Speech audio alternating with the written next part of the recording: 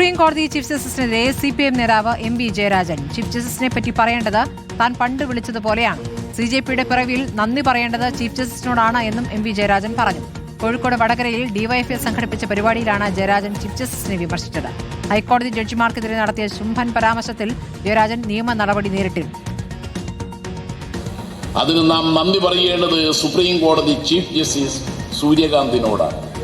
അദ്ദേഹത്തിന്റെ ഒരു പ്രയോഗം, തൊഴിലില്ലാത്ത ചെറുപ്പക്കാർ, അങ്ങുമിങ്ങും അലഞ്ഞു നടക്കുന്നവർ, അവർ ഈ നാടിന് സാമൂഹ്യ വിരുദ്ധ രീതിയിൽ കാര്യങ്ങൾ ചെയ്യുന്നവരായി മാറിയ പാറ്റകളാണ്.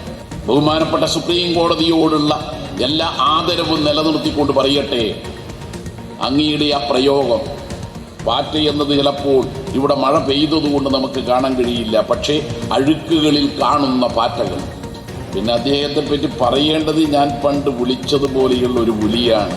വീണ്ടും ജയിലിലേക്ക് പോകേണ്ടി വരും, ചിലപ്പോൾ വിളിച്ചും പോകും. സിനോജ് തോമസ് വിവരങ്ങളുമായ സിനോജ്, ഇപ്പോൾ CJPക്ക് പിന്തുണ നൽകിക്കൊണ്ടുള്ള പ്രസംഗമാണ്. പക്ഷേ മുൻപ് ഈ ശുംഭൻ പരാമർശം, അതിൽ ജയിലിൽ പോയത്, അതിനുശേഷം ആ വാക്കിന് മറ്റൊരു അർത്ഥം കൂടി കണ്ടെത്തിയതൊക്കെ നമ്മൾ കണ്ടതാണ്. പക്ഷേ ഇതൊരു രാഷ്ട്രീയ നിലപാടാണല്ലോ. ഇപ്പോൾ സുപ്രീം കോടതി ചീഫ് ജസ്റ്റിസുമായി ബന്ധപ്പെട്ടും അദ്ദേഹം എടുക്കുന്ന നിലപാടിലും ഈ തരത്തിലുള്ള ഒരു പ്രതികരണം, ആ പേര് തന്നെയാണ് യോജിക്കുക എന്നാണോ അദ്ദേഹം ആ പ്രസംഗത്തിൽ പറയുന്നത്? സിനോജ്.